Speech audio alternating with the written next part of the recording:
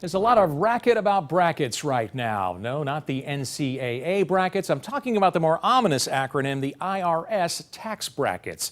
A lot of us identify ourselves by them. I'm in the such and such tax bracket. And heaven forbid you get a raise that bumps you into the next tax bracket. You'll just be paying your raise back in taxes, right? Well, let's take a closer look. You remember earlier this year when freshman Representative Alexandria Ocasio-Cortez suggested taxing the rich at 70%. But once you get to like the tippy tops, on your 10 millionth dollar, sometimes you see tax rates as high as 60 or 70%. She took a lot of heat for that comment. You mean the government would take $7 million of the $10 million I just earned? That's crazy. Well, that is crazy and wrong. And this illustrates a common misconception about America's tax system. Hey, I'm the son of a CPA, and I didn't understand this for a long time. That's Dad right there. He sometimes worked out of his motorhome, probably got a write-off. But anyway, the point is, a lot of people don't understand how our tax system works.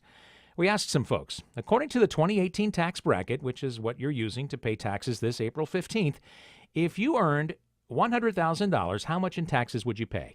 It looks like I'm in the 24th percentile tax bracket, so we would pay 24% of our income towards taxes. Good guess, but incorrect, Kelly.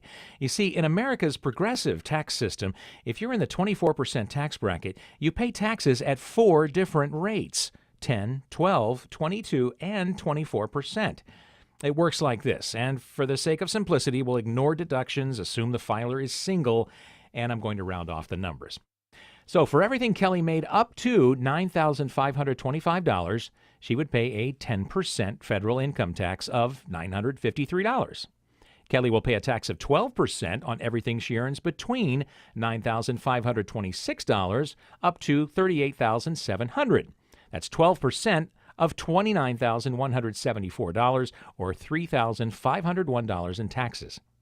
Then she'd pay 22% tax on the money she made between $38,701 and $82,500. That's 22% of $43,799 or $9,636. Finally, the rest of her income from $82,501 right up to her $100,000 salary is taxed at 24%. That's a tax of $4,200 on that additional $17,499. So adding up all those progressive taxes on Kelly's $100,000 income leaves her a tax bill of $18,290, not $24,000 like she thought. That makes her tax rate closer to 18%, even though Kelly is in the 24% tax bracket. And the threat of a higher tax bracket should never keep you from working harder to earn more money.